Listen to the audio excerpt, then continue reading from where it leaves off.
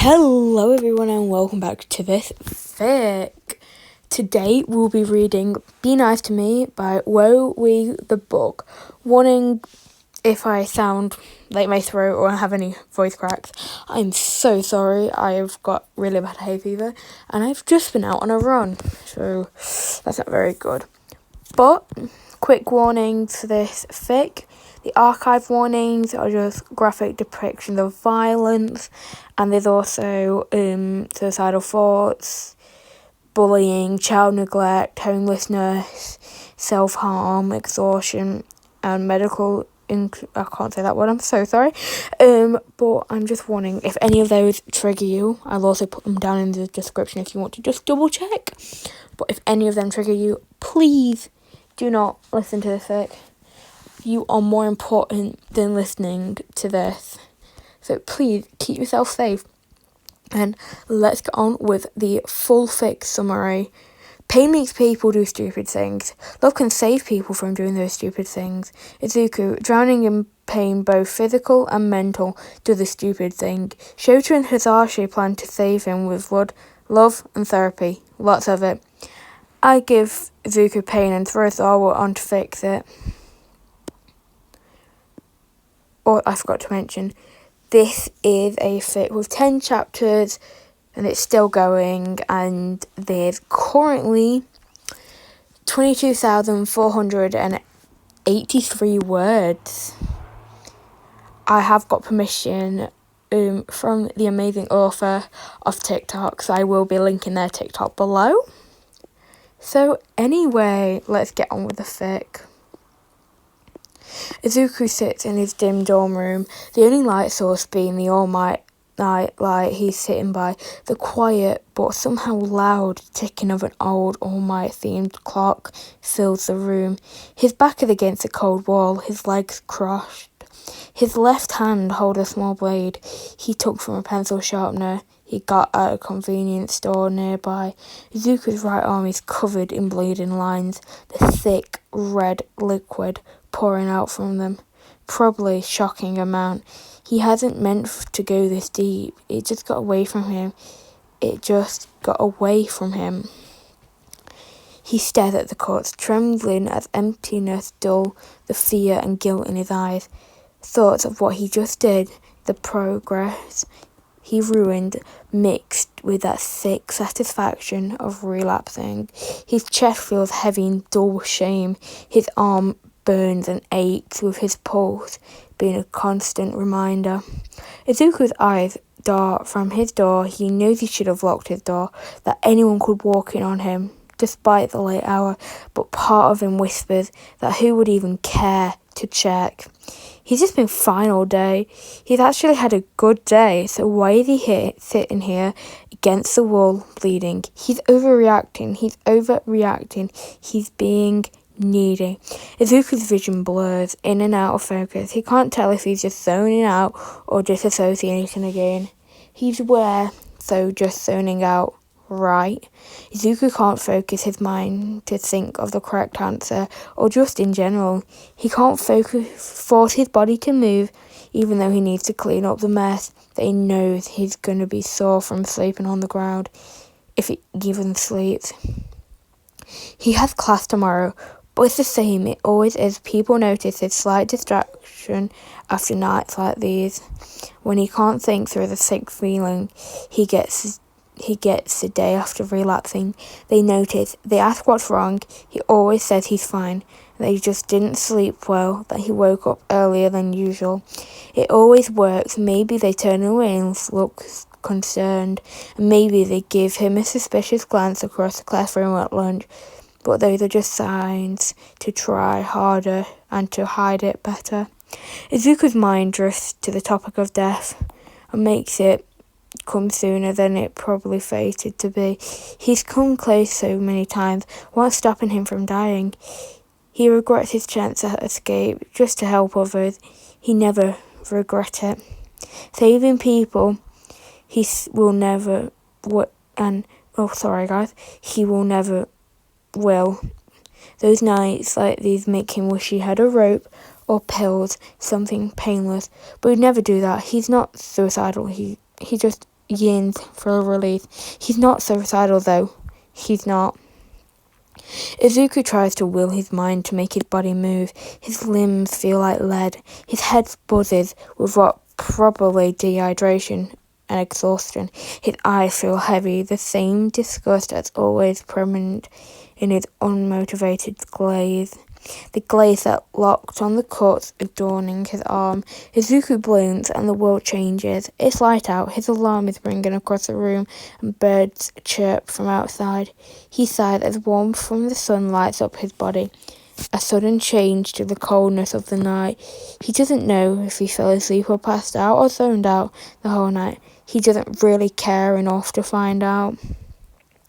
Once the ringing of the alarm gets to his head, he focuses his aching limbs to move and stand up. He immediately stumbles, a wave of lightheadedness washing over his tired body.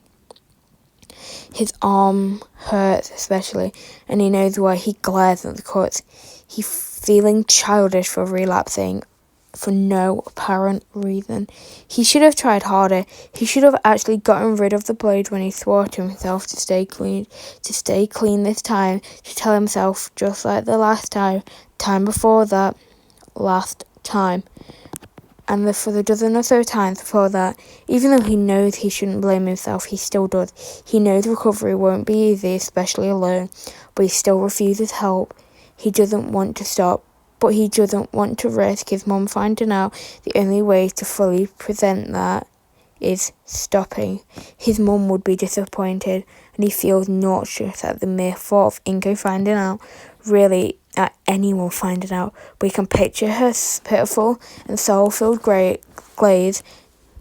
gaze.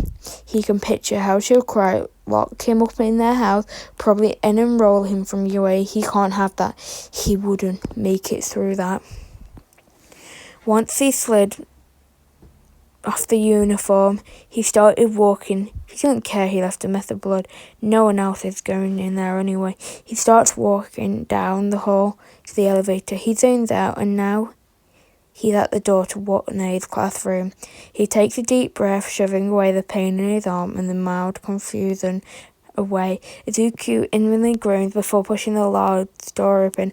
A small smile now spread across his face. "Hey, Deku," Udarakuchi's voice calls, waving him over to where her and Ida are. Izuku sighs and walks over, picking at the inside of his mouth with his teeth. "Hi, Udaraku. How's your morning going?" he asked as he matches her energy, stifling a yawn. Izuku was way too tired and down in the dumps to be around her cheerfully.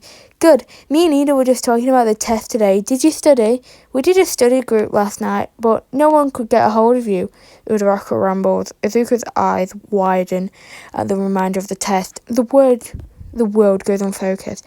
Panic seizes in his chest, and his ears ring.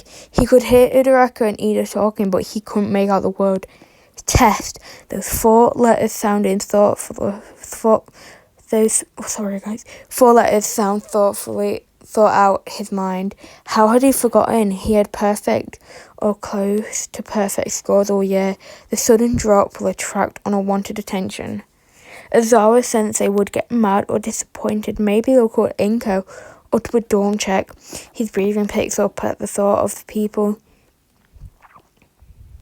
he looked up to so much, finding the collection of blades or the stitching kit or even the first aid kit.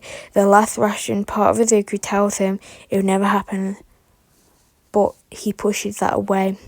Izuku bolts out the classroom. Despite having just got in there, he doesn't care that he will probably be late. He doesn't want to have a panic attack in the classroom filled with other students. He thinks he'll run into someone on his way out, but he's too lost in panic to really make out the darkly coloured blob. He keeps running, the pristine hall of UA now filled with Izuku's heavy breathing and occasional sob. He looks across the hallway with blurred vision, attempting to find a safe place to break down. He runs past a doorway, storage, staff only. Izuku slides to a stop, turning around and slamming into the room. He falls to his knees, his hands clutching his chest, and he gasps in wheezy breath. His mind muddled with panic from moving from spiral to spiral. What if I fail the test? What if someone noticed something's wrong? What if someone sees me panicked and think I'm a freak? What if my wounds reopen and I'm bleeding through? What if? Izuku's hands shake up to his hair, gripping the soft green locks tightly. The room dims. Even though the musty closet was already dark, Izuku can tell the darkness is the result of his unstable breathing. The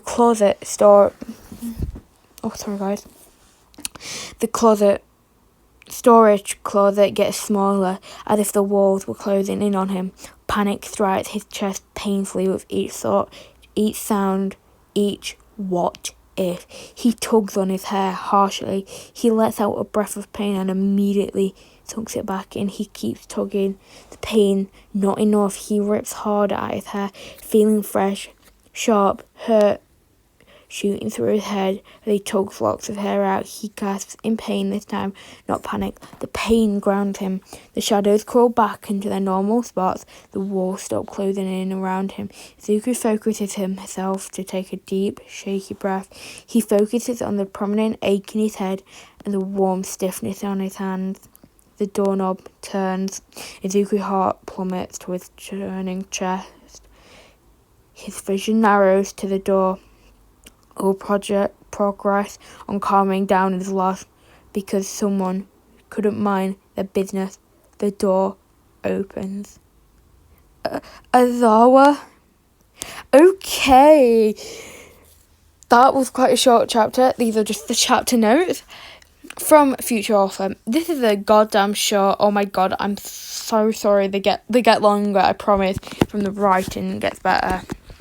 I don't know if the writing can get better. I love this writing. I've read this fic about 3 times, and oh my gosh, I love it so much. Every time a new chapter comes out, I'm always rereading the whole fic. But yes, thank you for giving me permission to podfic this. And sorry for being on a hiatus for so long.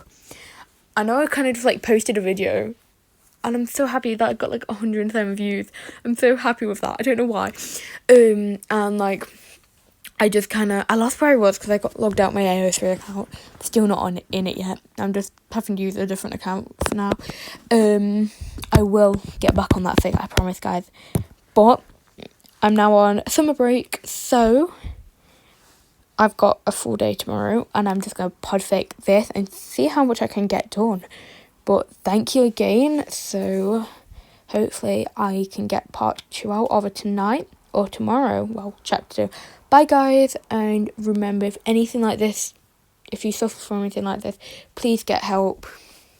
Your safety matters to me. I know I'm just a stranger through a screen, but every one of you guys who listen to this, you just make me proud. I don't know why. Whatever you're doing in life at the moment, even if it's just surviving life and just going out and just doing something, I'm so proud of you. Right, see you guys tomorrow, and bye.